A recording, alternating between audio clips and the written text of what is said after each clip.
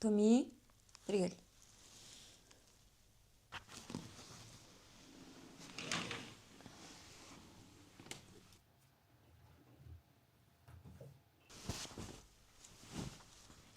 Түрінен. Жаным менің, Томием менің. Томи уже Мониге қабағы түйіліп қалды. Мони, Томи.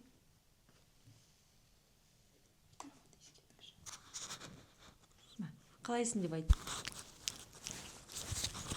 Шынды жалап отыр ма? Привет деп айт. Томи, сен айтасың ба привет деп?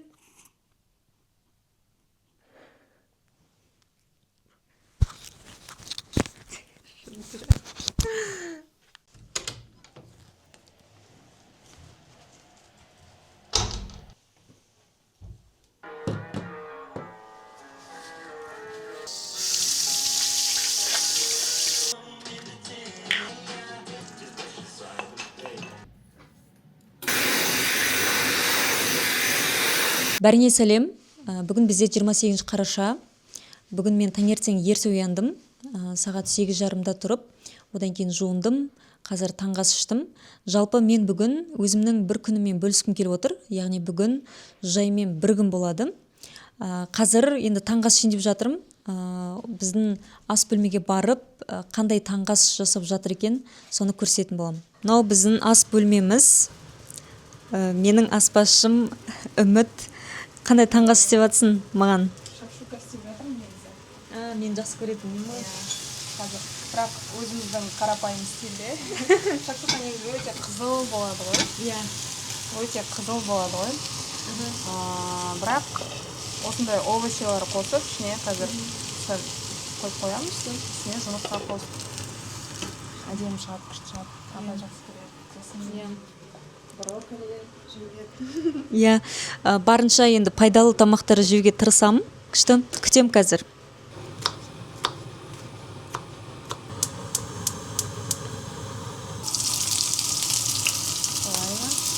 Бүгін апайдың сүйікті таңғы асы шакшуканы дайындаймыз.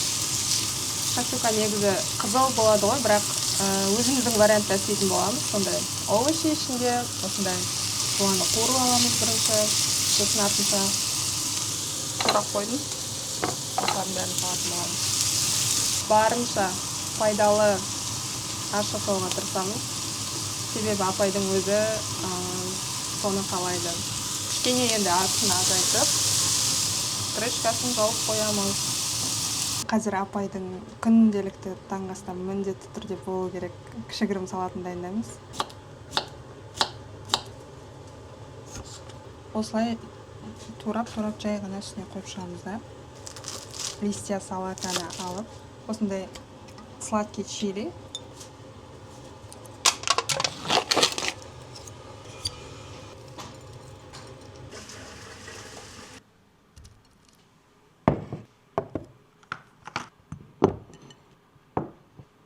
Мен таңертең оянған кезде таңғы ас ішпес бұрын міндетті түрде осындай қайнаған жылы сумен мед араластырып ішем.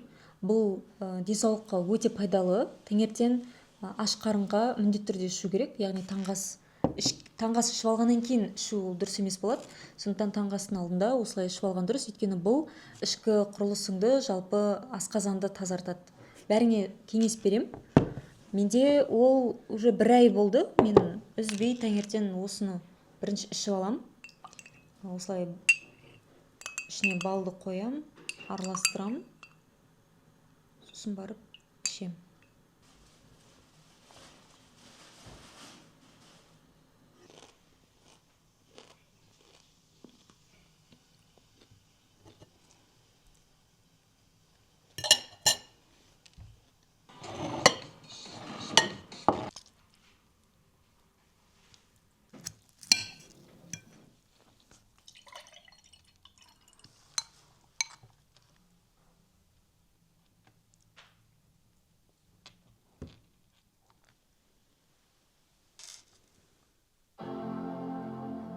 Қазір мен бүгінгі жоспарымды көрсетем. Жалпы мен жоспарсыз жүре алмайтын адаммын. Жоспарлау үшін мен Google календарды қолданам. Осы жақта барлығы түсінікті жазылып тұрады. Так, былай айды да көрсетуге болады, и бүкіл айда не істейтін барлығы көрініп тұрады. Одан кейін мына жерде желтоқсан айында да жоспарларым уже бекітіліп тұр. Ары қарай уже январь, отпуск деген сияқты. Енді бүгінгі күнімді көрсетсем, еще мынандай апта да осылай көрініп тұрады. Енді бүгінгі күнімді көрсетейін. Бүгін бізде 28 қараша. Бүгінгі менің жоспарым, енді мен жеке өзімнің жоспарларымды бұған жаза бермеймін. Мен бұл жерге көбінесе маңызды деген өзімнің жоспарларымды, жұмыс жоспарларымды жазам. Бүгін бізде міне 14:00-де HR бөлімімен менде бейресми кездесу. Жалпы бүгінгі күнім менің қызметкерлерге арналған күн деп айтуға болады. Одан кейін first line деген ол бізде 3-ші деңгейлі басшылар, біздің супервайзерлер, орынбасарлар осы деңгейге жатады. Солармен мен бүгін бірінші рет менторлық өтейін деп жатырмын. Барлығымен бірге жалпы менторлық. Одан кейін осы басшылармен байланысымды күшейту мақсатында бейресми кездесуде болады. 18:30 пен 21:30. Оған дейін мен өзімнің жоспарларым бар. Бұйырса осы влогта көретін боласыздар. Жалпы осылай Google календарды қолдануға кеңес берем. Өйткені барлығы кәдімгідей уақытпен жазылып тұрады. Сосын бір қызығы бұл жақта әр тапсырма әртүрлі цветпен жазылып тұрады. Мысалы мен 10 түрлі цвет жасап қойғанмын. Так, оны қай жерден көрсетсем екен. Мысалы мен тіс деген өзімнің жеке жұмыстарым жасыл түсте. Одан кейін сабақ ағылшын, ол да дамуға жатады. Дамуды осындай цветке қойып қойғам. Одан кейін кездесулерді мен осындай серый цветте қойдым. Яғни әр задачаның өзінің цветтері болады. Менен көбі жиі сұрайды, апай сіз бәріне қалай үлгересіз деп. Оның тек қана бір жолы бар, ол жоспарлап үйрену, және сол жоспарды құрғаннан кейін сол жоспармен жүру.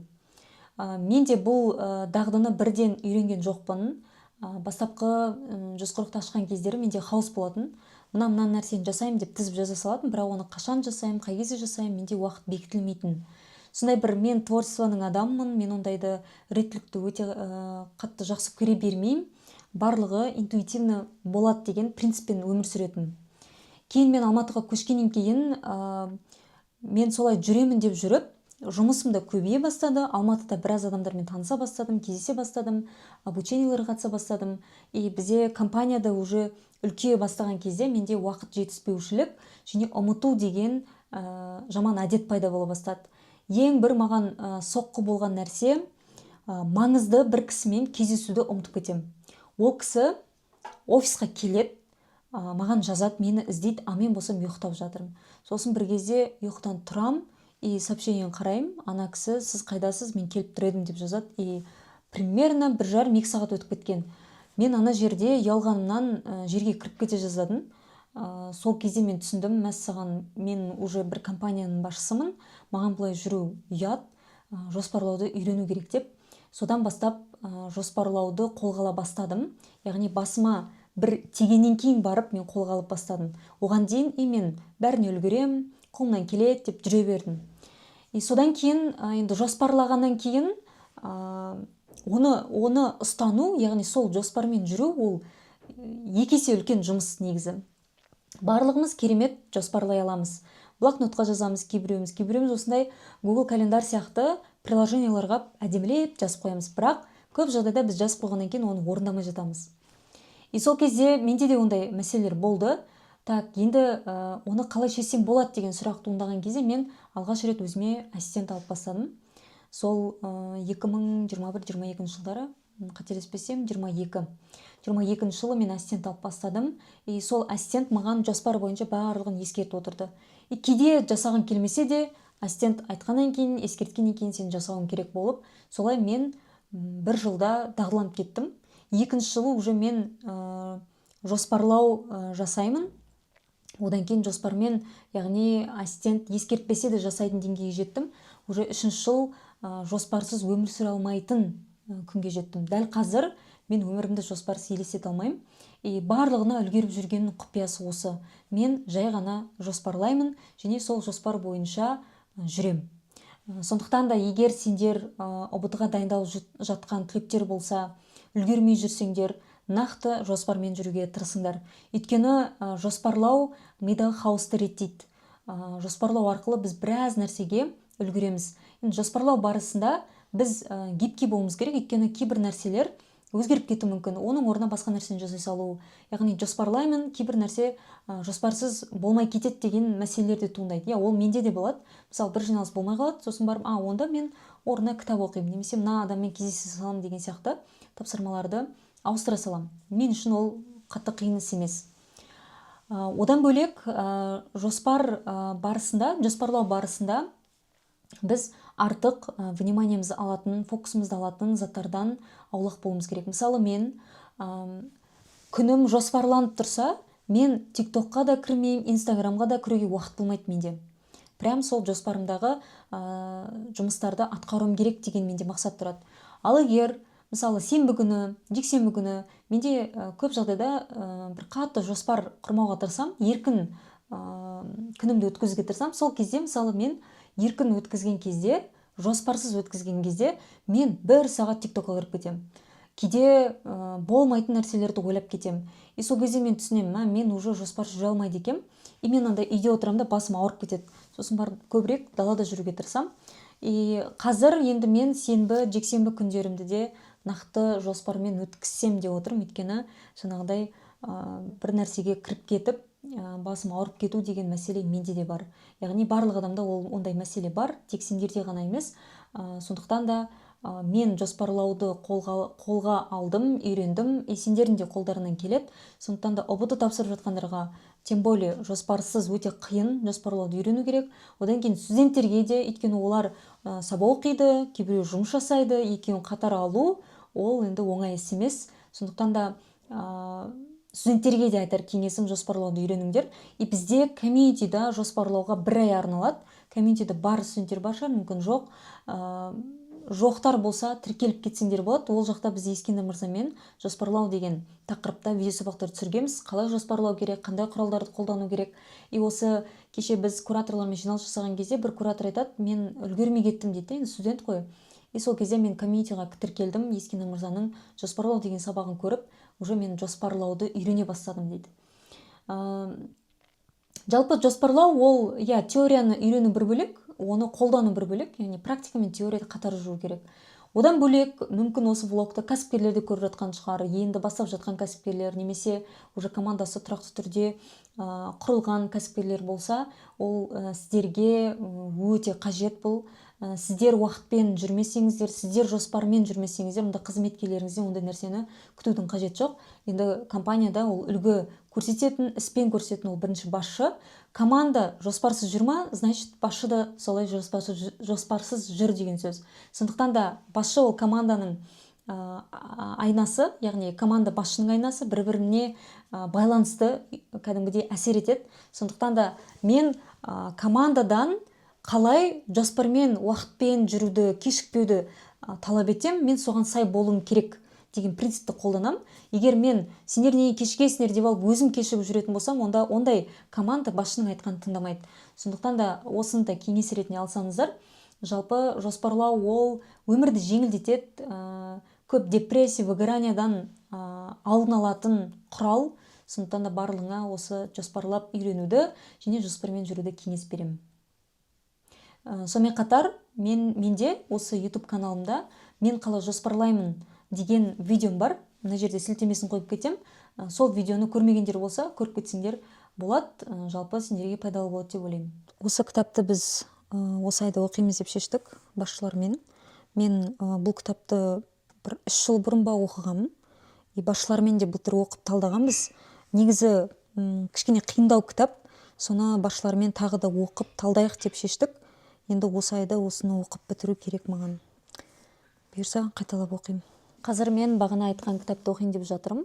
Бұл Исхақ Адизовтың «Управление жизненным циклом компании» деп аталатын кітабы. Жалпы бұл кітап кәсіпкерлерге өте пайдалы кітап деп айталамын. Мен бұл кітапты бағана бұрында оқыдым деп айттым ғой. Оның дәлел ретінде маркермен бояғандарымды көрсете аламын. Яғни мен кітап оқыған кезде міндетті түрде маркермен оқимын. Өзіме ұнаған тұстарын, жалпы инсайттарды осылай маркермен сызып отырам. Бұл кітапты мен бұрында оқыдым и біздің 140 компаниясының дамуына өте көп көмегін тигізген кітап болды. Біз қайда бара жатырмыз, дұрыс келе жатырмыз ба деген сұрақтар мазалаған кезде мен осы кітапты оқыған болатын. И бұл кітап кәдімгідей сол сұрақтарыма жауап берген болатын. Жалпы адам ол өмірге келеді, сәби болады, одан кейін өседі, жастық шағы болады, одан кейін есет деген сияқты өзінің өмірлік бір циклы болады.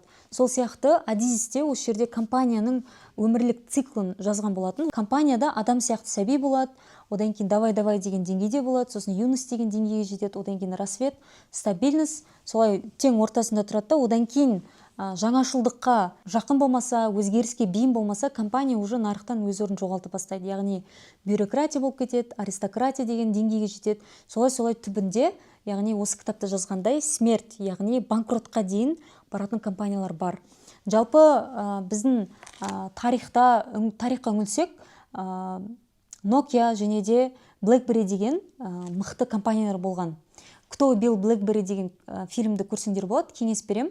Сол жерде Apple компаниясы кәдімгідей жарыққа шығады, жаңашылдықпен, думай иначе деген принциппен шығады. Сөйтіп олар сенсор мен телефон шығара бастайды. Сол кезде BlackBerry, Nokia сынды компаниялар өзгеріске бейім болмайды. Ой, сенсорлы телефонды ешкім ұстамайды деген принципте болады. Сөйтіп жүрген кезде Apple оларды озып кетеді. Сөйтіп BlackBerry, Nokia сынды компаниялардың барлығы банкротқа ұшырайды. Сол сияқты егер осындай кәсіпті бастап жатқан жандар болса, кәсібі бар жандар болса, мен сендерге айтар кеңесім, әрқашан мен ең лучшымын, болды, толдым деген позицияда болмаңдар, әрқашан ізденісте болыңдар, и компанияға әр ай сайын, жыл сайын өзгерістер енгізіп отыру керек. Яғни бұл әлемдегі ең тұрақты нәрсе өзгеріс деп атайды ғой. Өзгеріске бейім компания өзін нарықтан жоғалтпайды, өз орнын ешкімге бермейді.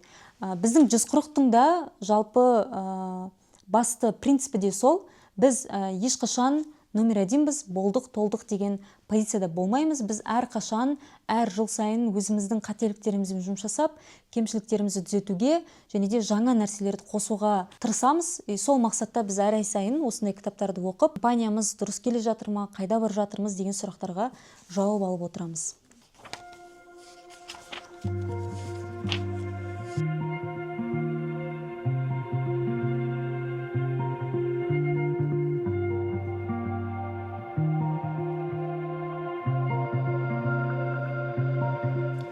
Енді қазір далаға таза ауа жұтуға барып жатырмын. Жалпы күнде болмаса да арасында осылай далаға шығып тұрамын. Жоспарыма қарай, егер тығыз болатын болса, енді далаға шығуға уақыт табылмай жатады. Енді бүгін менде жоспарым андай бір ыңғайлы болып тұр. Таңертеңнен түске дейін бос болып тұрмын. Түстен кейін қызметкерлермен кездесетін болғандықтан осылай далаға шығуға мүмкіндік туып тұр. Сонымен кеттік.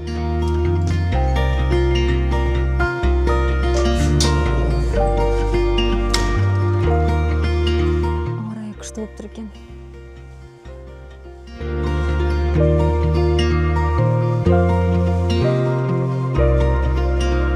Менің қасымда осындай президентский парк бар.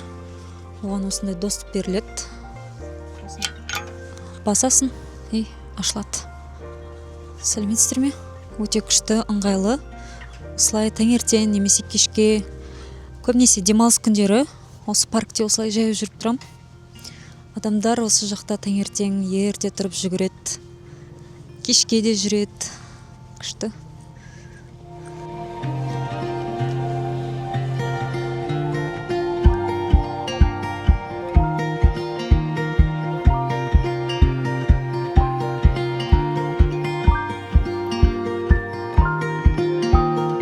Мен қазір президенттік паркте жаяу жүріп келдім.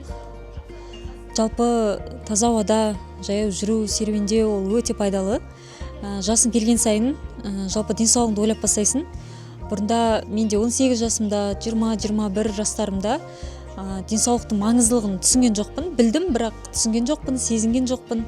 Қазір енді 25 жастан кейін шамалы ойланып бастадым. Қазір 27-28 жасымда уже қолға алып бастап жатырмын. Таңертең ерте тұруды, дұрыс тамақтануды және де жаяу көбірек жүруді. Егер сендер ерте қартайғыларың келмесе және де қартайған кезде де денсаулықтарың мықты болған қаласаңдар, онда үш нәрсені дұрыс қолға алу керек деп ойлаймын. Ол ұйқы, сосын тамақ және де осындай физическая активность дейді ғой, физикалық белсенділікті қолға алу керек. Ол күнде бір 30 минут қана жаяу жүрудің өзі үлкен рөл атқарады.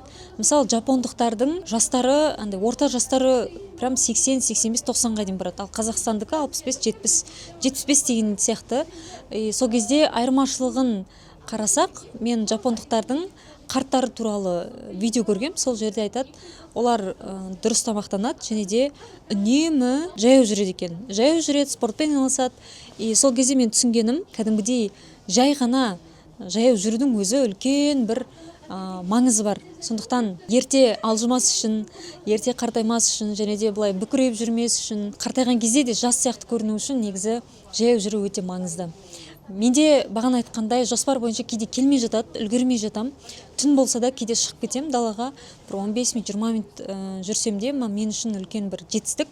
Өйткені кейде ақпарат көп аласың, әртүрлі жұмыс жасайсың, миың ашып кетеді. Сол кезде ми таза ауаны қажет етіп тұрады. Сол кезде просто далаға шығып таза ауа жұтып келудің өзі миға да үлкен бір әсерін тигізеді. Сондықтан күнде 15-20 минут, кемінде 30 минут жаяу жүруді әдетке айналдырсаңдар өте күшті болады. Бізде 140-та денсаулық жылы болып жатыр қазір. Әр бөлім бізде әртүрлі челлендждер жасайды. Соның ішінде бізде жаяу жүру деген бар. Шаг жасау керек и телефонда шагты көрсетеміз дәлел ретінде. Сондай эксперимент, челлендж жасап көрсеңдер болады. Өздерінің достарымен келісіп алып, давайте бір аптаға 10 000 шаг жасайық деген сияқты. Негізі кемінде күнде адам 5 000 шаг жасаса да жақсы деп ойлаймын. Көп жағдайда айтып жатады 10 000 шаг деп. Енді 10 000 шаг бастапқы кезде бірден ауыр болуы мүмкін. Солай 3 000, 5 000, 7 000 деп бассаңдар болады. Қазір мен осындай әдемі тауға көрінісі бар жерде тұрмын. Күшті. Алматының табиғаты деген әдемі ғой, күшті. Бірақ соның қадірін біліп, күнде далаға шығуға ерініп жатамыз, уақыт таппай жатамыз. Тіпті мен өзім кейде өзімді жегде жеп тастаймын. Тура қасыңда парк тұр, неге шықпайсың деген сияқты. Сол қазір әдетке айналдырып жатырмын.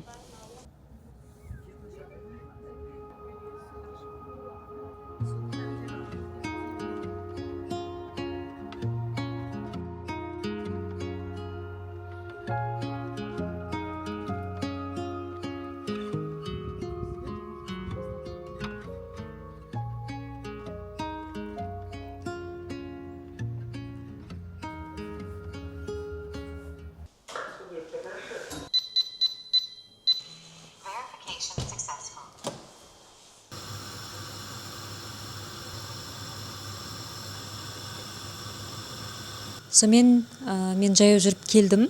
Енді қазір бізде 13-тен 6 минут кетті. Мен түскі ас ішуім керек. Қазір қандай түскі ас жасалып жатыр екен көрейік. Не істеп жатсың, Үміт? Әрқашан первый и второй ішем. Әрқашан суп ішуім керек бірінші. Суп ішпей мен қою тамақ жей алмаймын. Сондай әдет болып кеткен. Первыйға уха деген тамақ, балықтан суп мында бол. Екіншіге апайдың сүйікті тамақтарының бірі тыква мен манта және кішкене орама. Пока Тек тыквамен істеп жатсың ба или етпен? тыква және ет бірге араластырып кішкене дәм шығу үшін. Етпен кішкене жүрегіме тиіп кетеді да. Сосын тыквамен араластырып істесе енді тәтті болады, еще жеңіл болады. Апайда маймен май жемейді. Майлы тамақ жей алмаймын. Тез жүрегім айнып кетеді. Күтем, қарны ашып кетті. Енді біздің ас бөлмеміз кішкене шашылып жатыр. Бұл жақ Үміттің өзінің үйі ғой. Өзінің үйі қалай қояды, өзі біледі. Мен ешқандай араласпаймын. Мынандай заттар тұрады, төбеден алу үшін. Сосын мысықтардың туалеті. Бұл жаңа туалет негізі. Нормально, ішінде ештеңе жоқ, қолданған жоқпыз. Сосын бізде морозильник бар. Ол жерде біз жақында соғым соғамыз. Сиырдың еті, иә? Сосын жылқының еті бар, иә? Мына жақта негізі біз тамақ ішуіміз керек болған, бірақ сосын Үмітке берейік дедік, кішкене ыңғайсыз болып кетті. Өзінің қалағанын жасайды. Өз үйі, өлең төсегі, айта бер. Прачечный комнатаның мебельдарын алып келді ғой. Сосын ол комнатадағы бүкіл затты шығара тұру керек болып. Сосын апай бізде андай шашылып жатқанда ұнатпайды да, ол ана комнатада көрінетін жерде жиналып тұрды басында. Сосын осы жаққа қойып қойған ғой, апай кірмейтін шығар деп ойладым. Негізі кухняға көп кірмеймін. Су алу керек кезде ғана холодильникті ашамын. Басқа жақта былай кіріп қарау деген жоқ. Шынымен де бізде мебель проблема. Осы үйге көшкелі бері мебеліміз андай бір ай сайын созылып келіп жатыр. Ана жақта да қазір кейін көрсетсем, бізде әлі құрылмаған мебельдер де тұр. Солай.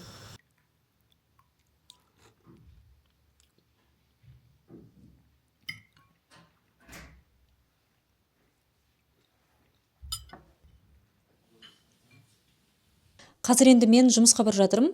Жұмыс дегенде бүгін мен күнімді қызметкерлермен кездесуге, солармен байланысқа арнағым келіп жатыр. Яғни жоспар бойынша менде қазір Наватта HR бөліммен бейресми кездесу, одан кейін first line менеджерлермен менторлық, содан кейін барып first line менеджерлермен тағы да бейресми кездесу болады. Жалпы бүгінгі күнім қызметкерлерге арналады, командамен байланысқа арналады. Сол қазір мен Наватқа кеттім.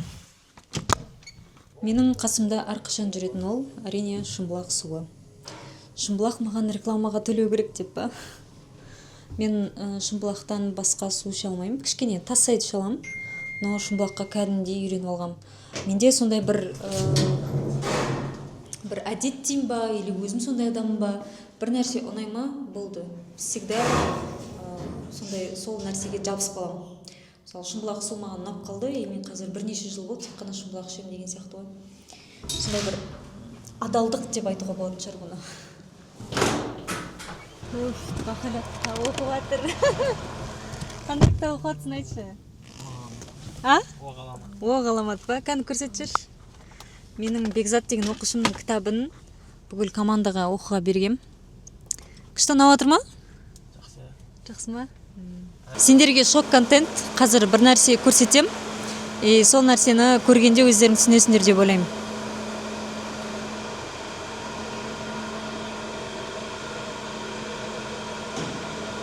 Бұл қандай машина екен? Не машина? Іші жанады екен.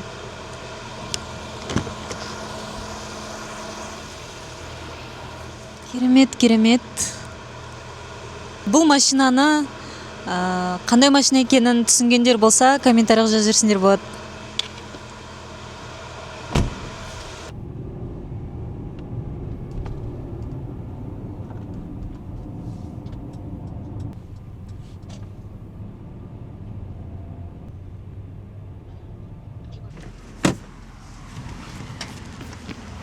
Міне Наватқа келдік. Осы жақта VIP кабинканы жалдап, қазір HR-лармен кездесеміз.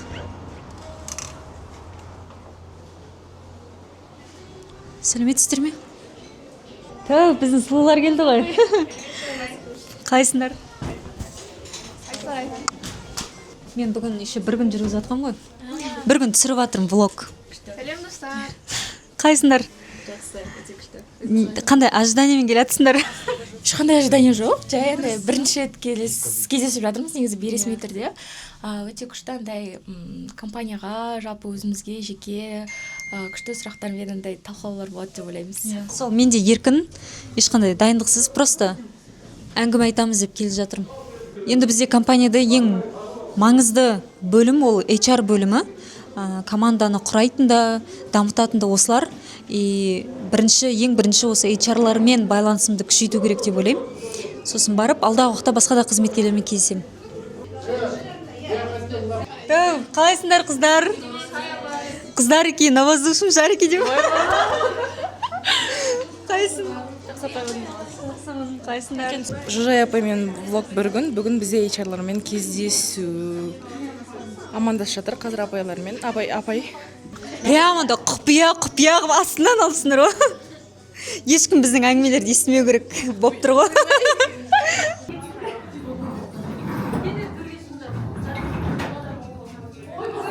Сол бүгін еркін отырайық, әңгіме айтайық, жалпы жұмыс туралы талқылайық. Жеке де сұрақтарыңа барлығына жауап бере берем. Сендерге де қоям, сендер де жауап бересіңдер деп ойлаймын. Солай еркін отыра берейік, ешқандай уайымдамай, қорықпай. Сендер енді командаға адам жинайтындықтан біздің құндылыққа сай адамдарды жинауларын керек қой, алуларын керек, дамытуларын керек. Ол құндылықтардың барлығы бәрібір де енді менен шықты, менен тарады. Сондықтан сендер жай қалай ойланады, жай қандай адам, сендер зерттеу керексіңдер. Келесі кезде керісінше сендер артынан қалмауларың керек қой. Апай, сізбен кездесек, апай үйіңізге барайық, апай бүйтейік, сөйтейік, киноға барайық деп көбірек мені өздерің инициатива танытып маған жаза беріңдер. Кейде я бос болмауы мүмкін, кейде бос болып сендерге уақыт арнап солай кездесе береміз. Бірінші енді өзім шаг жасайын дедім. Келесіде ұялмай, қысылмай маған менің қасымда еркін жүретіндей деңгейге жетулерің керек. Сол кезде уже сендерге командаға адам іріктеуде, оны дамытуда, андай дұрыс айтып жатырмын ба деген ешқандай күмән болмайды уже сендерде. Сондай деңгейге жетулерің керек. Сол үшін бүгін қысылмай бүкіл сұрақтарыңды қоя беріңдер.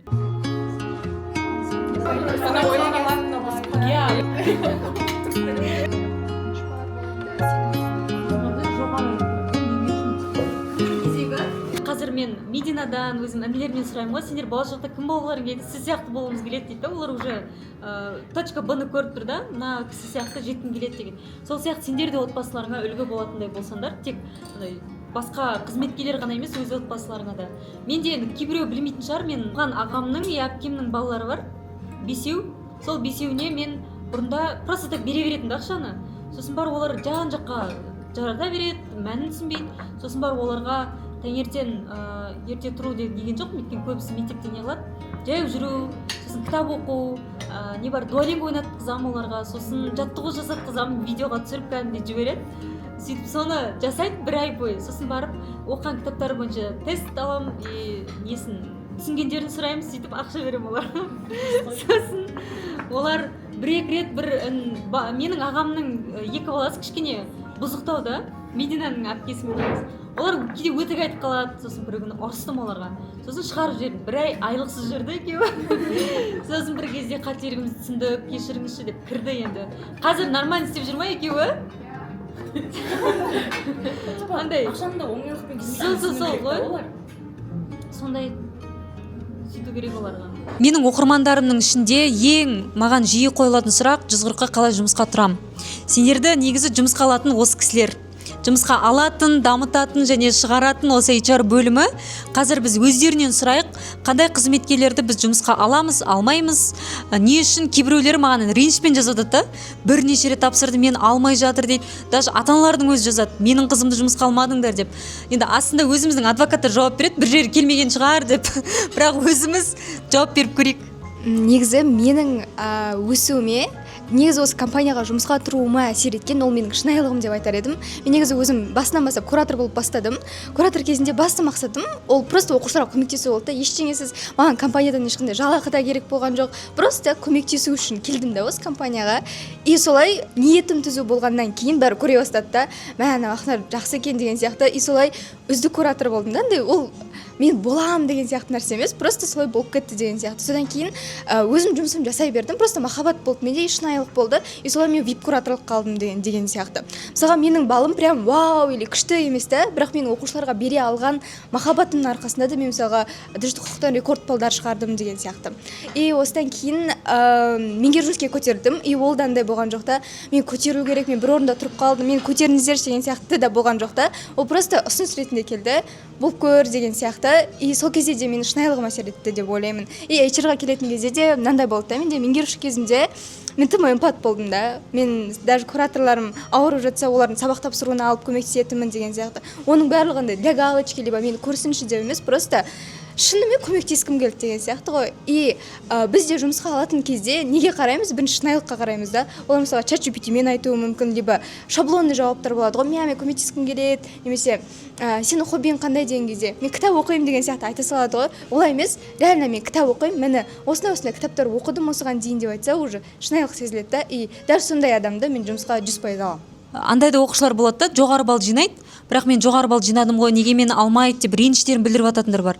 Біз енді жалпы тек қана жоғары балға ғана емес, негізі адами жағынан құндылыққа да қараймыз. Қанша жерден сен сол пәннен мықты болып тұр, бірақ сенде қатты бір сыйластық болмаса, немесе жаңағы айтқандай шынайылық болмаса, интервью кезінде кішкене мінездерін байқап қалсақ, біз көп жағдайда ондайларды алмаймыз. Ортаға біліммен емес, мінезіңмен сиясың дейді. Сондықтан жұмысқа алу барысында біз өзіміздің құндылықтары қаншалықты ол адамда бар, соған да қараймыз. Егер құндылығы да, балы да жарасып тұрса өте күшті. Бірақ кей жағдайда жаңағы кім айтқандай, Ақнар айтқандай, балы қатты керемет болмаса да, мінез жағынан андай ниеті түзу болып, оқушылар үшін деп тұрса да аламыз ондайды. Балы жетпей тұрса да. И сондай нәрсе бар. Сондықтан да жұмысқа мені алмады, неге мен алмайды деген сияқты реніштер болмау керек деп ойлаймын. Лучше өздеріңе үңіліп көріңдер. Мен қай жерінен қателік кетірдім, мен не үшін алмады деген сияқты. Одан кейін мансаптық өсу бойынша кім айтады? Бізде енді жаңа айтып жатады ғой, 140-та кейбіреу айтып жатады да, жағымпазданғандар өседі, шынайы еңбектенгендер емес деп. Қаншалықты бұны рас деп ойлайсыңдар? Бір мысал ретінде айтып кетсеңдер. Жалпы 140-та ол мансаптық өсу бар. Бірақ ол бағанағыдай жағымпаздану немесе өзіңді көрсетіп қалу, басшының жанында жүруден емес. Ол анандайда, мысалы мен сервиста жүрген кезде HR-ға вакансия шыққан сайын тастай беретінмін. Мен HR-ға барғым келеді, мен HR-ға барғым келеді деп. Сосын Али апаймен сөйлескенде ол кісі маған айтты, сен қай уақытта өзің лайық боласың, ол ұсыныс өзі саған келеді деді. Жылдың соңына дейін мен болды онда, соны күтем деген сияқты қалдым. Жылдың соңында маған өзі ұсыныс өзі келді, сен осы жаққа барасың ба деген сияқты. Мен ана жерде негізі қатты қуандым, өйткені мен бұл жұмыста қалап тұрмын. Бұл жұмыста мен бағанағыдай жағымпаздану немесе біреуге ұнау үшін емес, өзімнің еңбегіммен, өзімнің көзге түсуім арқылы қабылдандым деген сияқты. Содан кейін менде анандай болды. Кадрға кірдім. Қасымда кілең үлкен апайлар болды ғой. Басында маған қиын болды. Мен кілең жастармен жұмыс жасап қалғанмын. Менің команда керек маған сондай керек деген сияқты болып, андай жұмысты только для галочки жасап жүрген сияқты болдым да. Компания маған дамып жатыр, ал мен бір орында тоқтап қалған сияқты болдым. Содан кейін біз өткенде жиналыста да айттық қой, айнаға қара, яғни өзіңе қара деген сияқты қылып. Сол кезде мен түсіндім. Бірінші, компанияға адам өзі не бере аламын деп ойлау керек. Яғни мен бірдеңе берген соң ғана менің ала алатыным пайда болады деген сияқты. Сондай түсінікті мен өзімнің ойымда қалыптастырғаннан кейін, андай өзіммен түсінгеннен кейін, андай уже менде өсу басталды. Мен мансаптықта өстім, мен моральды тұрғыдан да өстім, мен барлық жағынан андай дами бастадым. Сол арқылы коммуникациямды жақсарттым, бағанағыдай осындай үлкен командаға қосылдым деген сияқты. Мансаптық өсу туралы айтайын. Жалпы бұл мансаптық өсу 140-та ғана емес, бар компанияларға, жұмыс орындарына қатысты ғой. Егер сол қызметтен келесі қызметке ауысу үшін, жоғарылау үшін ең алдымен сені басшы ұсыну керек. Басшы ұсынған кезде ғана сен дайын боласың. Кейде уақытқа қарап біз асығуымыз мүмкін. Қатарластарыменен асып бара жатыр, неге мен емес деген сұрақ болуы мүмкін. Осы кезде адам бірінші позицияда емес, сұрақты екінші позицияда, яғни менде не жетіспейді деп сұрақ қою керек. Егер сіз сол мансапқа асығатын болсаңыз, мансапқа тез көтерілсеңіз, тез түсесіз. Қазіргі бар жұмыстан да қабілеттен де айырылып қалуымыз мүмкін. Сондықтан бәрінің өз уақыты болады. Бірінші көтерілуге асықпау керек. Менде сіздерге шағын сынып бар. Алдында мен сторисқа салдым ба, салмадым ба білмеймін. Бекзат Қылшығар бізде 2020 жылғы әдебиет оқушым осындай оқ аламат деген кітап шығарған екен. Қолдау мақсатында мен одан сатып алған болатын. Андай болды, қызық ситуация. Ертең сторисқа салам. 500 мыңға қанша штук келеді, соны жібере бер деген ғой. Сөйтсем 126 штук келген, ол ұбт-дан 126 балл алған. Сондай бір оқ аламат болды, сондай бір ғажайыпқа сенесің бе? Көрсем сенемін, жоқ сенсең көресің дейді. Яғни әр өмірде болған таңғажайып ситуациялар туралы жазған екен. Әр бетінде бір адам туралы, бір оқиға туралы жазған. Яғни ғажайып, оқ аламат деп тұр. Осы кітапты өзіміздің оқушымыз, түлегіміздің кітабы деп қолдау мақсатында оқып, бір-бірлерімен талдасаңдар. Айтырек саған. Апай, сізге де көп-көп рахмет. Енді сізге арнап біздің атымыздан гүл шоқтары. Енді бізді кездесуге шақырып, осындай өзіңіздің ойларыңызбен, алдағы уақыттағы компанияда болатын жаңалықтармен бөліскеніңізге көп-көп рахмет. Бұл сіздің бізге де айтасыз ғой, оң қолым деген секілді. Шынымен де оң қолымыз екендігімізді сездірген бір кездесулердің бірі болды. Шынымен де жаңадан келген HR-ларға сізбен жақынырақ танысу, жаңағыдай енді алдағы уақытта чатта да белсенді болып, шынымен де компанияның әрбір қабылданған жаңа шешіміне әсер ете алатыны, сізге көмектесе алатын, шынымен де бізбен кеңесе алатындай сондай бір деңгейге жетеміз деп ойлаймыз. Сізге көп-көп рахмет. Рахмет, менің Селин деген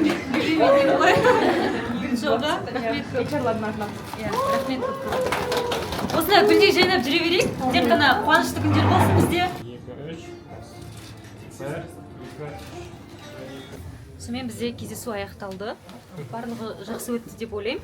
Сендер қалай болды? Күшті. Бір кішкене уақыт кішкене жетіспей қалды енді. Қыздар, давайте. Келесіде енді 4 сағат кездесеміз бұйырса. Давайте, сау болыңдар. Давай. Ойбай, ертең сосын третісте айтады ғой. Машинасын есігін ашып кіргізеді деп. Сөйтіп сынап мінетіндер де бар. Ондай қауесеттерге сенбеңіздер. Мен машинаның есігін өзім ашып, өзім мініп жүрем. Бақада ондай міндет жоқ. Ондайды жасағым да келмейді. Өзім қолым бар, шүкір. Өзім ашып, өзім мінем. Ондай бір керемет, бір бай, миллиардер емес енді. Қарапайымдылық деп аталады. Соны айтам. Сөйтіп жазғандар болған жоқ па, иә? Иә, сол үшін ашайды. Қырсын ондайым жоқ. Прикол ретінде бір рет бақа ашқан, мен бүйтіп сүрініп құлағаным бар еді. Соны бар ғой, мә, сонда өсек қылып жүреді ғой, құдай. Өзімше андай байлар сияқты түсейінші деп түсіре қалғанбыз ғой. Сол кезде тайып құлап.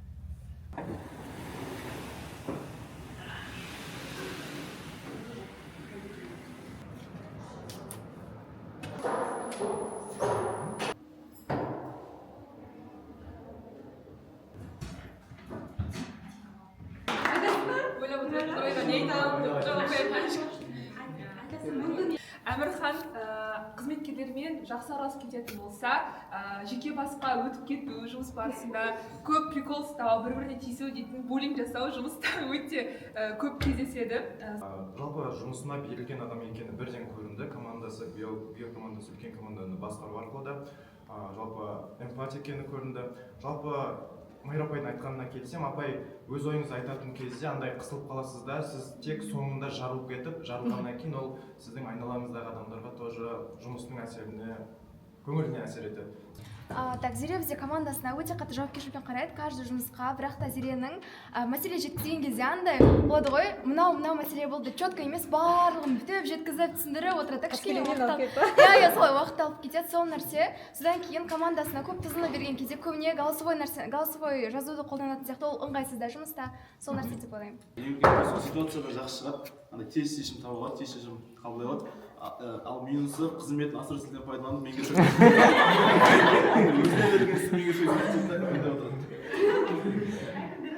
Бекзатта бізде стратегия жақсы дамыған, жауапкершілігі жақсы, және не істеп жатқанын біледі. Сондықтан плюстары жақсы. Ал минустарына өтетін болсақ, креативті дамыту керек. Енді насмотренность па, фильм көріп, мультик, немесе білмеймін, қиялдап па, немесе армандап па, әйтеуір креативті дамыту керек, бірінші. Екінші, негізі сол маркетингқа керегі, сол креатив ең бастысы тоже. Екінші эмпатия. Енді бір случай болып қалатын болса, например, сенің реакцияң более каменное лицо сияқты. Сосын уверенность. То есть отчетты тапсырған кезде уверенно сандарды бәрін четко айтасың, бірақ жалпы уверенность болады ғой адамда. Вот сол нәрсені дамыту керек. Асхаттың әлсіз тұсы ол команда, өзінің командасымен аралық байланыс, яғни оларға сену және жауапкершіліктерді сеніп тапсыру. Осы жағын әлсіз тұсын. Мә өзің біл, өзің істе деп қоя салмайсың. Дұрыс өзің істеп көресің, потом енді беріп бассың ғой. Мен бүгін біздің фестлайн менеджерлермен менторлық бастаған болатынмын. Негізгі мақсаты бұл менеджерлерді тағы да келесі деңгейге көтеруге көмектесу. Жалпы былтыр мен басқармадағы басшыларға көңіл бөлсем, енді осы жолы басқармамен қатар осы басшыларды да өсіру деген менде бір мақсат тұр. Сол мақсатта бүгін біз менторлық бастап жатырмыз. Ең бірінші бұлар дөңгелек үстелде бір-бірлеріне өздерінің плюстары мен минустарын айтты. Сол арқылы мен кейбір басшыларды қатты тани бермеймін. Тани түстім деп ойлаймын. Енді қазір бұлар бізде тест тапсырып жатыр менеджмент бойынша. Точка А, яғни бірінші деңгейлерін анықтаймыз. Одан кейін біз қазір осы басшылармен бірге бейресми кездесуге, яғни ресторан ба, қандай еді, караоке ма? сондай ресторанға барып жатырмыз. Ол жақта жарыс та болады, маңызды бір тақырыптарда талқылау жүргізетін боламыз. Бұйырса алдағы уақытта бұлардың әбден бір миларын ашытып қажытайын деп тұрмын. Енді келесі жылы бұйырса осы басшылар өскен сайын негізі компанияда өседі. Негізгі қазіргі менің басты міндетім де сол болып тұр. Осы басшыларды өсіру арқылы олар астындағы команданы өсіріп бастайды. Солай. Енді қазір офисті аралап көрсетіп жіберейін. Біздің офисте енді көргендер де бар шығар, көрмегендер де болуы мүмкін. Мынау бізде осындай ресепшн, яғни қонақтар келеді, осы жерде жайғасады. Қалайсыздар? Сәлем, қалайсың? Көңіл күйі жоқ сияқты ғой. Берлин Жүзқұрықта жұмыс жасауды бір сөзбен сипаттап жіберіңізші. Трэш десең. Әркімге әрқалай сияқты ол. Маған трэш. Нұриясы? Сәлем. Ыстық, иә. Екеуі кереғар болып тұр ғой. Так, Диастан сұрайыншы. Қалай отыр? Жүзқұрыққа жақында келдің, осы жақта жұмыс жасау. Күшті, мау отыр бәрі. Адам орта, күшті адамдармен танысып отырмын. Бұл Диас менің інім. Бізде Жүзқұрықта оқымады, бірақ осындай админдыққа енді менің інілерім ғана жасайды деген өзімізде прикол бар. Осы таппай қойдық, сосын барып тағы да қалайсыз? Ініңіз бар ма деп сұраған болатын, сосын Диасты алып келдік. Басқа ортада болдың, басқа жұмыстар жасадың. Жалпы бұндай жерде жұмыс жасау қандай әсер беріп жатыр саған? Күшті, дамуға әсер күшті беріп отыр. Сен вообще кітап оқымай 2 кітап бітіріп тастады дейді ғой? Сол кітапқа деген кәдімгідей қызығушылық бәрі арттырып отыр. Былай күшті, білмеймін, дамуға құлшыныс кәдімгідей күшті болып отыр. Қуаныштым. Осылай Жүзқұрыққа келген адамдар осылай трансформация болады, оларда өзгеріс болады. Енді ол адамға байланысты, енді Жүзқұрыққа келіп бәрі күшті болып кетеді деген сөз емес. Енді кейбіреулер келіп бұндай ортаға сіңісе алмай, бұндай дамуды бір уақыт босқа құрту деп ойлап қалуы мүмкін. Мен саған ризам, молодец, жұмысыңды осылай жалғастыра бер. Бұйырса бұл админдықтан бастап сен Жүзқұрықта бастыққа дейін, басшылыққа дейін өсе аласың бұйырса. Сәттілік. Келесі бізде мына жақта сапа отырады.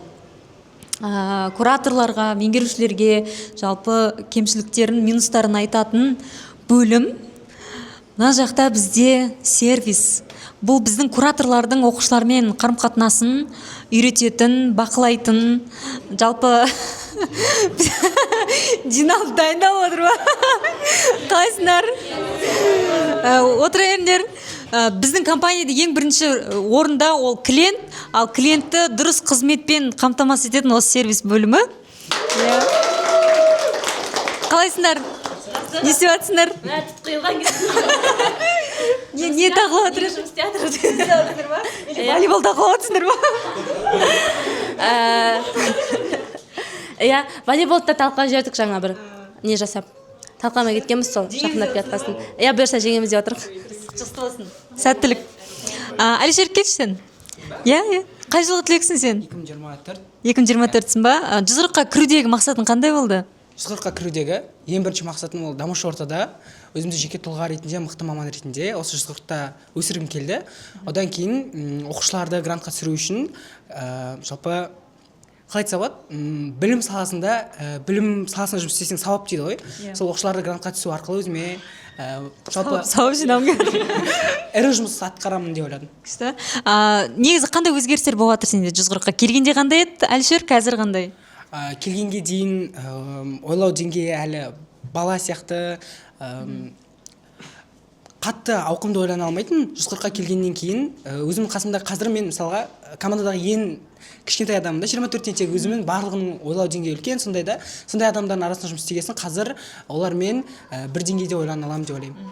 Өзгеріс сол болды. Молодец. Әлішерде өзгеріс байқала ма? Күшті. Жұмыстарыңа сәттілік тілеймін. Осы оқу жылы үздік бөлім атану бұйырсын. Ал, сәттілік. Жалпы компаниядағы басшының қызметкерге деген қарым-қатынасын көп жағдайда осындай уборный, яғни дәретханалардан көруге болады дейді. Бізде шүкір осындай ыңғайлы барлық жағдай жасалған деп айтуға болады. Мысалы бізде қазір құлақ шықитынға дейін бар. осындай қыздарға арналған заттар бар деген сияқты, салфетка бар. Өте ыңғайлы, өйткені мен қызметкерлерімнің осындай таза, ұқыпты жерде болғандарын қалаймын. Тек қана кабинет қана емес, ол дәретханалардың өзі сондай бір таза болу керек деген принцип бар. Бұл да бір қызметкерлерге деген сыйластық деп ойлаймын. Мынау бізде лифт. Бізде 3 этаж, астында цокольный этаж бар, үстінде терраса бар. Так, мына жақта бізде коммерциялық бөлімдер отырады. IT бөлімінде, ана жақта сату бар. Мына жақта дизайн отырады, бізде творчество, бұлар кәдімгідей андай вайб болып, қараңғыда отырады. Көрейік не істеп жатқандарын. Қалайсыңдар, дизайн бөлімі? Андай ерекше вайб болып отырсыңдар ғой? Свет жақпай, күшті. Қалай жұмыстарың? Күшті ма, шаршаған жоқсыңдар ма? Сәл енді сағат кешкі жетіп жатыр, шаршау бар. Жалпы айтып отқан ма? Жұмыстан жалпы шаршаған ба? Ондай жоқ. Қабат бәрі нормада. Жасың неше келді? Жасым 2 айдан 26-ға толамын. Мені қуып келе жатқан менен 3 жасым ба, 2 жасым? 3 жас па? Күшті. Бізде тек қана жастар емес, бізде осындай есейген, ақыл тоқтатқан жандар да жұмыс жасайды. Бәрі ойлайды 140-та 18-19 деп қана. Олар да бар. Қандай ғой, байқаған өткенде де айтқанмын, кураторларға мен жасым, сізден гөрі мен жасым оларға жақынырақ екен, типа 2006-2007-лерге. Мә деп қаламын да, тоже 2006-лармен жұмыс істеп отырған кезде, Уже есейіп жатқаның сезіле ма? Шалсың дейді бәрі. Оны андай жаман жағынан қабылдама. Ол сенің осындай бір салада біраз жыл еңбек етіп келе жатқан белгісі деп ойлаймын. Шынымен де Айымболмен ең алғашқы дизайнерлердің бірі негізінде Алматыға көшіп келген жұмыс жасап бастағанбыз. Содан бері 140-пен бірге кәдімгідей біздің мақтанарлықтай ең мықты, талантты, қабілетті, білікті дизайнерлердің бірі. Арасында енді еркелеп қояды өзі. Бұндайлардың еркесін де көтереміз. Сонымен қатар әділет бар бізде. Және біздің мақтанатындай, біздің дизайнер деп айта алатындай әділет біздің Алматы офлайн ашылған кезде жұмыс жасап бастаған, және біздің Тима, оқушымыз, кураторымыз, және дизайнерлікке басшылыққа дейін көтерілген. Камри машинасы бар, күшті. Мына жақта да біздің артын қуып келе жатқан Нұрмұхаммад, мен сен атыңды шатастыра беремін. Біздің оқушымыз тоже дизайнерге ауысып, өзінің ісін тапты. Және Алтынай, жаңадан келді ма? Қашан келді? 6 ай бұрын ба? Күшті. Қалай болып отыр 140? Бізде оқымағансың, Қалай болып отыр 140? Қайда істедің бұрында? Бұрында фрилансты жасағам. Сосын офисқа келіп бірінші рет жұмыс істеймін. Өте күшті, маған команда особенно күшті атмосферасы, офистің барлығы жақсы ұнайды. Ұнап жатыр ғой, үйренші жатқан жоқ қой, Молодцы, дизайн бөлімі бізде жай ғана дизайнерлер емес, кәдімгідей бөлім. Бұлар бізде тек қана баннер жасап қана шектелмейді, біздің оқушыларға материал жасайды, олардың дизайн жасайды. Өте күшті. Мен алдында бар ғой, әдістемеде көрдім, шығарып қойыпты. Өте әдемі екен, әдемі көрінеді екен. Все, жарайсыңдар, сәттілік. Осы жақта бізде IT, комьюнити, пиар, маркетинг, дизайн, сату, яғни коммерция бөлімі отырады. 3-ші этажда бізде уже серьезный бөлімдер. Қалайсыздар? Серьезный бөлімдер отырады. Менің кабинетім бар, методист, білім, HR. Сату ма? Сатуға мен рұқсат берем, музыка қоюға. Өйткені олар энергияларын көтеріп тұру керек. Саламатсыздар ма? Сәлем, қалайсыңдар? Билей беріңдер.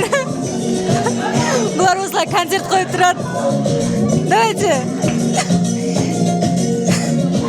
Ішкі сату үшін өнер сайысын жасау керек сияқты 140-та. Ал, давайте бастаңдар, тамашалайық. Ал? Молекула ма? Мен ән айтып жатырмын десем. Күшті, қош келдің, қалайсың? Қалайсың, қай жылғы түлексің? осы 25. 25-сің ба? Күшті. Комьюнитиға не үшін тіркелдің? Қалай болып жатыр комьюнити? Комьюнитиға мен әрине дамушы орта үшін тіркелдім, саморазвитие үшін тіркелдім. Мен өзім стажировкаға қатты келгенге негізі реалити шоуды көрдім да басында. Сосын қатты тіркелгім келді. Сосын апайыма айтам, апай, осы ашықпа негізі мен стажировкадан өте аламын ба десем, мә жаным ол жабылып қалды дейді. Сосын төлем ашылады, сосын төлем жасаймын, сосын апайым жазып тұр, Малика, сен деген стажировка ұтып алдың ғой деді. Сосын өте қатты қуандым, өте қатты андай бірінші күні келдім, құшақ жая қарсы алды, ұжымға өте қатты алғысымды білдіремін, алғысым шексіз. Шынымен де бір 140-тың ішкі кухнясын көру маған өте бір андай, қалай айтсам болады, керемет тәжірибе болды. Және де болашағымды осы 140-тан көруіме тағы бір себеп болды. Қай жағынан көретін едің? Көргің келетін еді? Сатуға қайттан келгім келшеді. Күшті. Сендер өстіп комьюнитидан жинай берсіңдер. Күшті. Иә. Молодец. Тағы не нәрсені алып жатыр ішкі сатудан? Атмосфера ма? Иә, атмосфера өте қатты ұнап жатыр. Сергіту сәттілер, апайлардың бәрін, ағай апайлардың жиналғаны, андай қолдағаны шынымен де сезіледі, да, жылулық сезіледі, атмосфера сезіледі, сол үшін де андай қиын болмады маған. Керісінше процеске беріліп кету маған оңай болды. Күшті. Қуаныштымын. Саған сәттілік тілеймін, бұйырса 140-ға келу саған бұйырсын. Осылар сияқты осындай үлкен жетістіктерге жете бер. Сәттілік саған. Давай. Давайте ойнап жүрсіңдер. Біз бір түсіріп алайық. Мен бір күн түсіріп атқам ғой. Жабайылықтарын көрсетеміз. Давайте.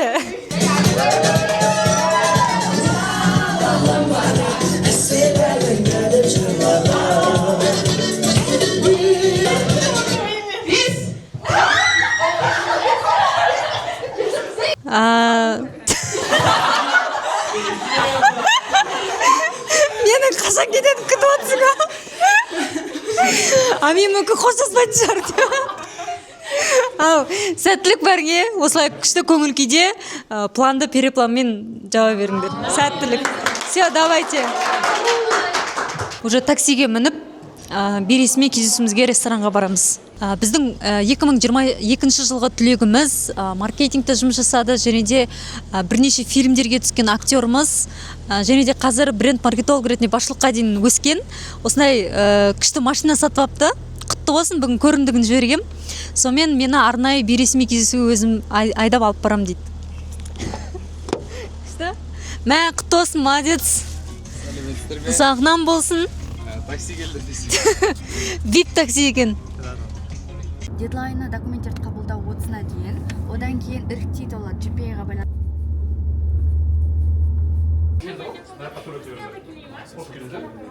Бүгін негізі менде бір слайд болған, бір тақырыпты қозғау деген, яғни бір тақырыпты сөйлеу деген, бірақ бүгін қатты миларыңды ашпай қойайын.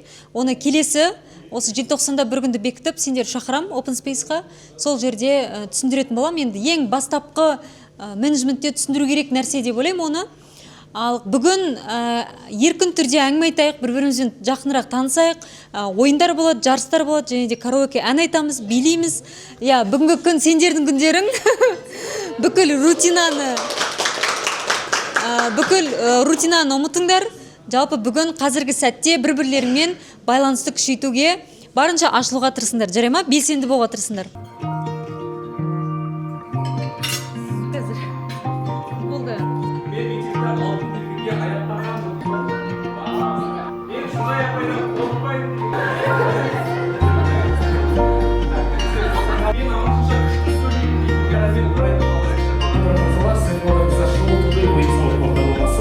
Бір дұғыл шапалақтарыңызды айырмасаңыз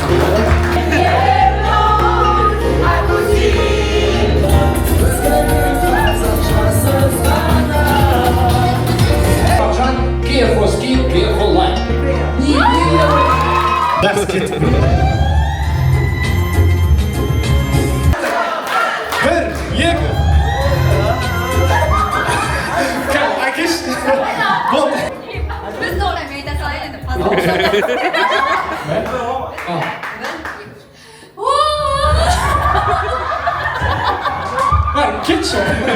Спагатқа отырайыз. апайға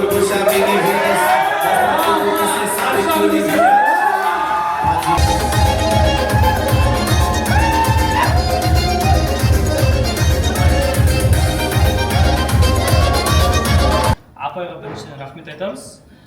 Өте күшті болды. Кәдімгідей бір жұмыстан бір уақытша шығып өзімізге көңіл бөлгендей болдық та. Сондай күшті атмосфераны, сондай кездесу болды деп айтқым келеді. Бұйырса енді келесі кездесулерде дәл бұндай болмаса да, дәл осындай тамаша деген сияқты, бірақ бұдан пайдалырақ, күшті деңгейде болады деп ойлаймын. Үйренеріміз көп. Бұйырса сол үйренерімізді және өзіміздің минустарымыз бүгін көбінесе білдік. Енді сол нәрселермен жұмыстанса, негізі мықты команда боламыз деп ойлаймын. Бұл Гүлшах апай, сіздің first line менеджерсінің атынан сізге алғыс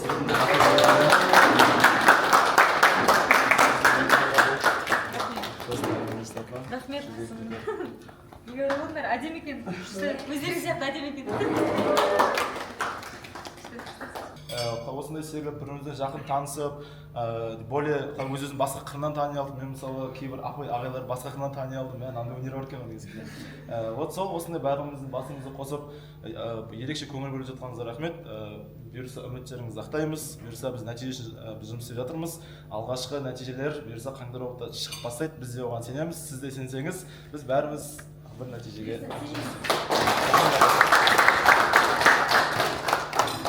Осындай әдемі битті суретке түсініп отыр. Дала салқын екен, давайте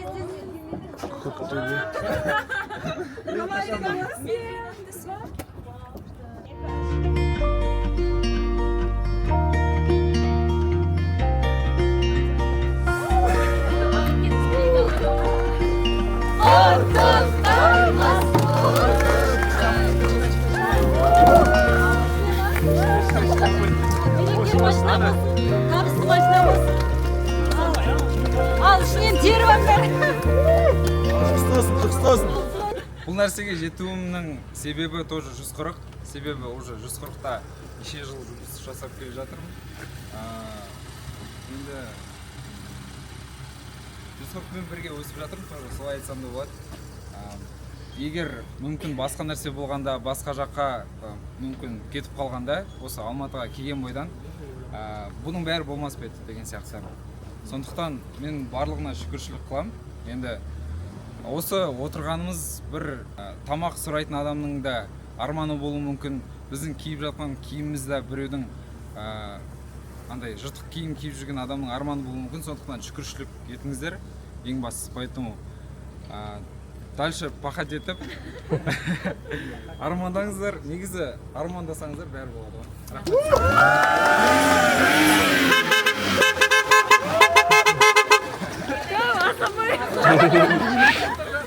Маған қыз алып қашып келудің опыты бар ғой. Осылай басшылық болып, басшы болып өсе беріңдер, өне беріңдер, аталардың үмітін ақтай беріңдер, осындай материалдық жағынан жетістікке жете беріңдер. Жұқты болсын. Алған бір газ басшы беріңдер. Мен бақыттымын десең алдында шай отырмын. Осылай сығысып бара жатырмыз. Көңіл сүйсе бәрі сүйеді. Даже мен сүйіп Ал, Асхаттың несі, машинасы добрый екен. Төп, дауысына. Бэмбінің осындай дауысына қызға де бәрі. Давайте! Қалай өтті бүгін күн? Күшті. Күшті ма? Ой, молодцы, рахмет сендерге.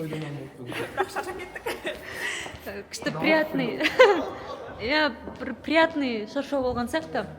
Шүкір, осындай күндеріміз көп болсын.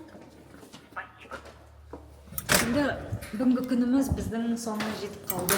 Жаным, өздері күтіп жатады өздері. Құдай. Жаным, қашан келеді деп күтеді өздері. Балапандарым менің, қошақандарым менің. Құдай. Қазір бізде 22:53 болды. Супервайзерлермен жалпы кездесу өте күшті өтті. Бәрі риза, мәз болып қайтты. Енді біз қазір үйге келдік. Айшат қазір тамақтарды ысып жатыр. Сонымен ұйықтаймыз. Оған дейін сендерге қызық болады деп ойлаймын. Өзімнің былтыр көшіп келген, почти наурызда көштім ғой деймін. ну скоро почти 1 жыл болады. Сол жаңа үйіммен бір таныстырып өткім келіп тұр. Бір ескерту, кейбір мебельдер әлі келмеді, созылып жатыр. Мына жақта бізде зал осындай телевизормен қосылған. Мысалы мына жерге стол негізі басқа болу керек. Ол әлі дайын емес, уже 1 жыл болды. Мына жерде стеллаж менің ең жақсы көретін жерім. Менің жақсы көретін кітаптарым тұр. Және осы жерде тоже мынандай кітап тұратын жер бар. Бұрынғы үйім менің не болған?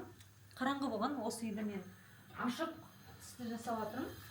Вот кухня енді кішкене бізде шашылып тұр. Ана жақта бізде морозильник бар, соғын сойғанбыз. Бұл жақта мен көбіне бұл жақта тамақ ішпеймін, ана жақта ішемін. Бұл жақта тек тамақ істеумен айналысам. Вот. Мына жақта мынау айтпақшы Жайтимнің сыйлаған несі, картинасы. Және де мынау біздің басшылардың сыйлаған гүлі. Кішкене солып жатыр, тез солып қала ма? Мынау бізде осындай холл, шкаф бар, аяқ киім салатын. Мына жерде айна бар. Мына жақта менің гардеробым. Сіз көріппеңіз, толық үйді. Гардеробым осындай, менің киімдерім тұрады. Міне енді әлі мебельдер, жалпы ремонт толық бітпеген көрініп тұрған шығар. Мына жерде қалып қойған мебельдер бар. Вот осындай. Және де мына жақта бір қызығы, менің кішкентай рабочий кабинетім. Мына жерде де тоже мебельдер. Оля. Неге өшіп қалай? Білмеймін. Мына жақта сыйлыққа келген картиналар тұр. И мына жерде мен отырып жұмыс жасаймын. Мына жақта өте күшті, күндіз күшті вид болады. Және де бұл менің командамның сыйлаған пианиносы. Әлі толық үйренген жоқпын. Тағы да тастап кеттім. Өйткені кішкене дұрыс мұғалім табу керек болып жатыр. Вот мынандай шкафтар. Бұл жақ біздің қонақтарға арналған душ және санузел. Ақнұрдікі және қонақтарды осы жақта қолданады. Мынау енді менің қасымда ассистентім тұрады. Үйде де көмекшім. Ақнұрдың бөлмесі. Осы қонақтар келген кезде де осы жақта жатады. Осындай, мына жақта мини не бар, балкон бар. Енді мына жақ менің бөлмем. Осындай бөлмем бар. Бірақ мына жақта не бар? Мына жерде стеллаж болу керек. Әлі келген жоқ. 1 жыл болды, уже созып жатыр. И мынандай бар. Ар жақтан неғыңызшы? Мынау нелерді алып тастасаңызшы. Қана ма? Иә. Қазір. Ұстайсаңыз өзіңіз. Бұл бөлмеде маған ең қатты ұнайтыны осы. Яғни менің кроваттың астынан осындай свет тұрады. Үйіп болып тұрады, өте күшті, әдемі. Және де менде мына жақта балкон бар. Балконымыз енді кішкене шашылып жатыр. Келгенде свет жанатын.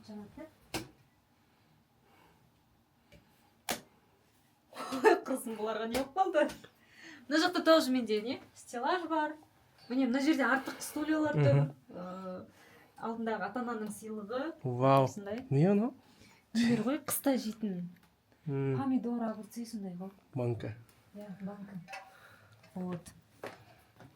Осындай үй. Шық, Мони. Шық, Мони. Сосын мына жақта менің нем, санузелім, душ, ванна бар бұл жақта. Осындай. Мына жақта душ, ванна. Бұл жақта қатты көрсетпей қойып, мына жақта өзім шкафтарым бар. Вот, менің үйім осындай. Осындай үй сендерге жұғысты болсын, бұйырсын. Сол осындай үйге жеткеніме Аллаға шүкір деймін. Барлықтарың қолдарынан келеді. Осындай үйде тұру, ол үшін еңбектеніңдер, тоқтамаңдар. Сол барлық адам еңбектенсе жетеді деп ойлаймын. Сол қазір енді біз тамақ ішейік. Сонымен бүгінгі бір күнімді аяқтайтын боламын. Мен күнде дойлинг ойнаймын. Уже менде 471 деңге күн болды. Үзбей ойнап келе жатырмын. Прям ағылшынды дамытуға өте күшті негізі, сөз жаттауға жалпы. Негізі ағылшын тілін үйрену өте маңызды. Қазір енді ағылшынды білетіндер ол қазіргі қарапайым адамнан бәрібір де бір деңгейге жоғары тұрады. Қателеспін 430 күн болған екен. Бұйырса прям өмір бойы үзбей ойнаймын деп отырмын. Өйткені қазір мен ағылшын үйреніп жүрмін. Ағылшын тілін практика жүзінде жақсартып отыруға өте күшті. Сол дуолингоны бастауға кеңес беремін. Егер курсқа қатысуға, басқа да нәрселер жасауға уақыттарың болмай жатса, күнде бір 10 минут, 5 минут уақыттарыңды осыған бөлсеңдер, прям будильникке қойып қойсаңдар болады, дуолинго ойнау деп. И сол уақытта резко кіріп, аз-аздан ойнап жүрсеңдер, негізі үлкен прогресс сезіледі. Менің өзімде де көп сөздерді біліп жатам, мен ағылшын курсында, и соның барлығы осы дуолингоның арқасы деп ойлаймын. Енді осы бір күндік блогтың қорытындысы ретінде сіздің оқырмандарыңыз жазған сол сұрақтардың ішінде ең жиі кездесетін сұрақтар сізге қойғымыз келіп отыр. Мынандай бір қызметкерден сұрақ келген екен. Компанияда бір қызметкердің потенциалы шын мәнінде жоғары екенін қай кезде түсінесіз? Сіз үшін өсуге дайын адам деген қандай деңгейдегі адам дейді? Менің ойымша ол қызметкер өзіне берілген міндеттен де артық міндеттерді орындап бастаған кезде, және де басқа өзіне қатысты емес мәселелерге де ойын айтып бастаған кезде, ол уже көріне бастайды. Мына балада потенциал бар, и өзінің деңгейінен асып бара жатыр деген белгі деп ойлаймын. Сосын әрқашан ізденісте жүретін, сұрақ қойып, андай вовлеченный болып жүреді ғой, сондай қызметкерлер деп ойлаймын. Түсінікті. Бір өз кісі келіп жүрген адам сұрақ. И что мен бармын деп, мені өсіріңіз деп ше. Так, мынандай сұрақ келіпті. Қазір ОБТ өзгереді деп жатыр ғой. Егер ОБТ-ны сіз өзгертсеңіз, қалай өзгертер едіңіз деп жазыпты. Енді оқулық бойынша да, бағдарлама бойынша да сұрақтар болған дұрыс деп ойлаймын.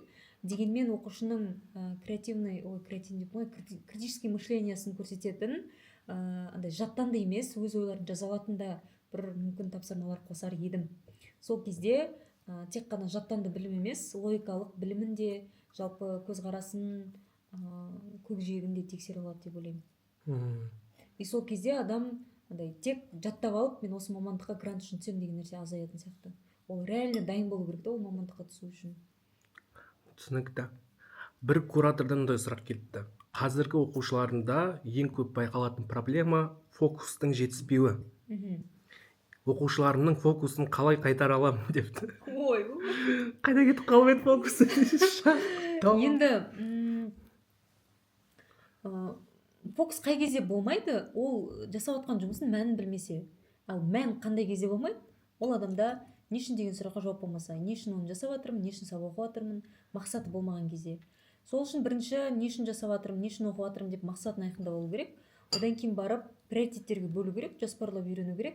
И сол егер адам шын қалап тұрса, оған басқа нәрсенің бәрін ығыстырып тастайды, фокус қоюға тырысады негізі барынша. И біз көп жағдайда не үшін тикток андайға кетіп қала береміз, өйткені ол бізге қызық и жеңіл. И мына жақта біздің шабыттандыратын мақсатымыз болу керек та. Мысалы мен жұмысқа кіргеннен шыққанға дейін мен вообще тиктокты да қарамаймын, телефонды ұмытып кетемін да, өйткені маған жұмыс ұнайды. И жұмысым жалпы менің мақсаттарым мені шабыттандырады. Сол сияқты енді ОБТ көбінен шабыттандырмауы мүмкін, ол қиын нәрсе, бірақ ол уақытша нәрсе да. Сен уақытша, бірақ ОБТ-ның дайындық кезі саған ұнамаса да, сенің ОБТ-дан кейін жететін мақсатың шабыттандыру. Сол ұнау керек.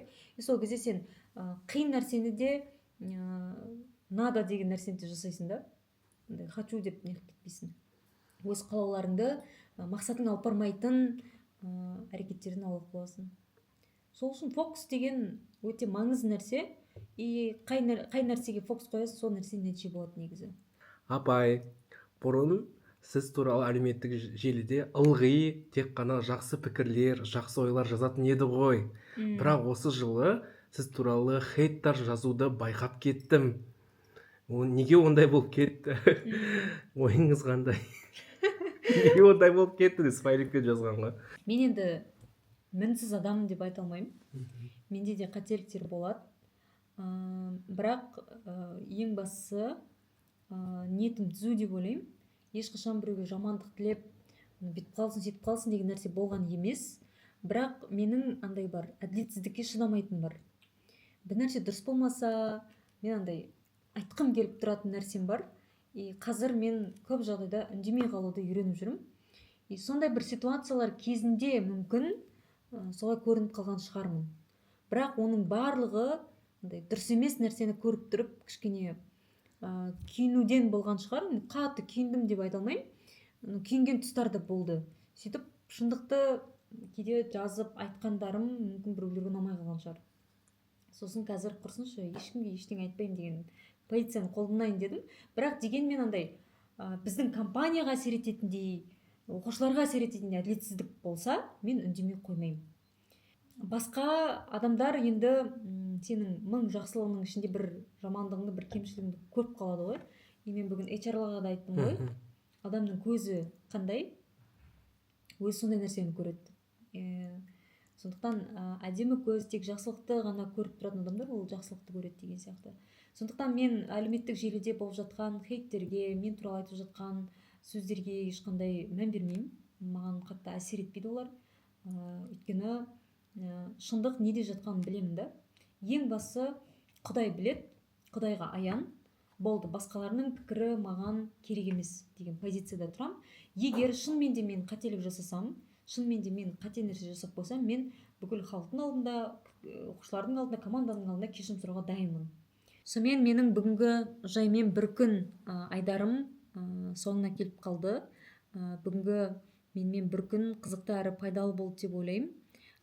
Ұнаған сәттер болса, сол сәттерді комментарийға бөлісіп жазып қойсаңдар, мені қолдап отырсаңдар, риза болатын едім. Өйткені бар жан тәніммен сендерге пайдалы болайын, өз өміріммен бөлісу арқылы бір мотивация болайын деген бір ниет бар. Енді барлықтарың менен влог сұрайсыңдар. Влог түсірудің өзі оңай емес негізі, біраз уақыт алады. Қалай қызық етеміз, не нәрсені қосайық, не нәрсені көрсетейік деген сияқты. Бүгін мен бір күнімді толық көрсеттім сендерге. Таңнан кешке дейін осы камерамен бірге жүрмін. Өмірім осылай өтеді, аса бір қатты бір ерекшелігі жоқ, кәдімгі қарапайым адамдар сияқты өмір сүрем. Енді бүгінгі күнім қызметкерлерге арналған күн болды. Жалпы командамен байланыстың маңызы өте зор деп айтқым келеді. Әсіресе осындай команданы басқарып жатқан басшыларға, кәсіпкерлерге, команданың жай-күйін сезініп отыру, оларды қолдап отыру, осылай мотивация беріп, уақыт бөліп отыру өте маңызды. Барынша мен сол қызметкерлерге және оқушыларға осылай көңіл бөлуге тырысам. Сол кезде компания да дамиды, нәтижеге жетіп бастаймыз. Сол сендерге барлықтарыңа осы влогты соңына дейін көргендер үшін көп-көп рахмет. Мен барынша тырыстым. Сендерге ұнады деп ойлаймын. Соңында пікірге өз ойларыңды жазып кетсеңдер болады. Сол, егер менің каналыма жазылмағандар болса, жазылып кетсеңдер болады. Алдағы уақытта осылай пайдалы контенттер шығаруға тырысамын. Сол, бәріңе сәттілік тілеймін. ОБД тапсырайын деп жатқан оқушылар сендерге ОБД-да жоғары балл тілеймін. Студенттер сендерге сәттілік тілеймін. Жұмыспен қатар алып жүргендерге шыдам тілеймін. Болашақта мықты маман болып қалыптасыңдар. Егер осы блогты кәсіпкерлер көріп жатса, сіздерге де сәттілік тілеймін, жұмыстарыңызға жеміс тілеймін. Осындай мен сияқты үлкен компания құру сіздерге де жұғысты болсын. Сол, бәріңе рахмет, сау болыңдар. Қысқасы, мен барлық адамға ұнай беретін доллар емеспін. Мен өзімнің құнымды білем, өзім қандай адам екенімді білемін, өзімнің өз жолым бар, сол жолмен ары қарай жүре берем. Ешкімнің сөзі маған әсер етпейді. Жалпы мені сынайтын, басқа да адамдарды сынап, уақытын кетіретін адамдарға айтар кеңесім, өмірлеріңізге қуаныш, жақсылық тілеймін, бақытты болыңыздар, және де басқа біреулерді сынайтын уақыттарыңыз болмайтындай өз істеріңізді табуға тілектеспін.